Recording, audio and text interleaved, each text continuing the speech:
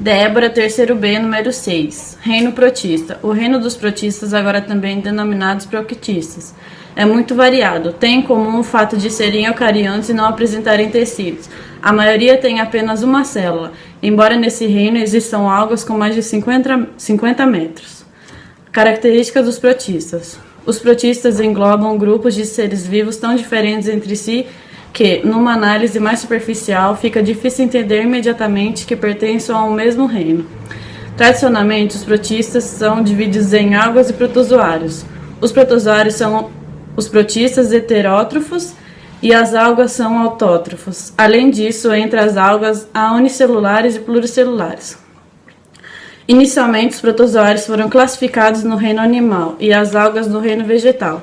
Atualmente, aceitam-se que existem muitos grupos diferentes de algas e protozoários e que eles não mantêm uma relação especial com os animais nem com as plantas. Paula, número 31, terceiro B. Protozoários. São todos unicelulares e heterótrofos. Alguns deles são predadores que se alimentam de bactérias ou de outros protistas. Outros protozoários são parasitas e muitos deles podem se mover livremente para procurar seus alimentos. Ciliados. São recobertos de cílios, prolongamentos pequenos com os quais se deslocam e, em sua maioria, são predadores, entre eles estão as vorticelas e paramécios. Flagelados. Caracterizam-se por apresentar flagelos, prolongamentos longos e delgados com os quais se deslocam. Alguns são parasitas, como o tiripanossomo, causador da doença de Chagas. Risópodes. Também são conhecidos como amebas, têm a propriedade de deformar a periferia de sua célula e modificar sua forma. Emitem dessa maneira expansões temporárias chamadas pseudopódios, com os quais se deslocam. Esporozoários. Não têm orgânulos para sua locomoção.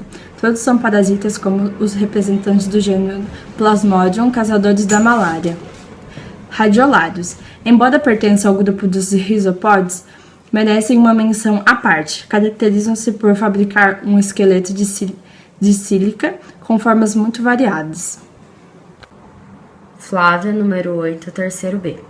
Algas. Sua característica comum é que são autótrofas fotossintetizantes e não têm tecidos diferenciados. A imensa maioria é aquática.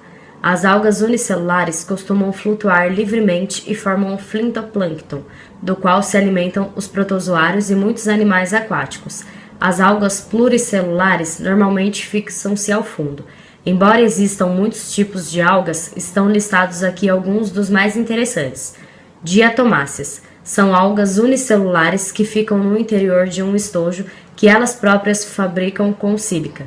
Vivem no mar e em água doce. Quando morrem, suas carapaças vão se acumulando no fundo e podem formar camadas com vários metros de espessura.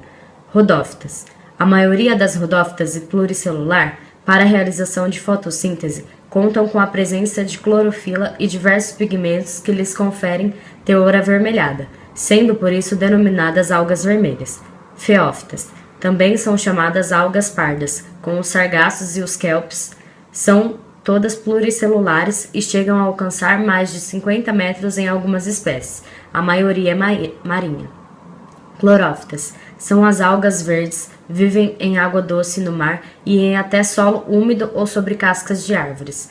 Muitas são unicelulares. Algumas formam associações de indivíduos unicelulares chamadas colônias, como a Volvox.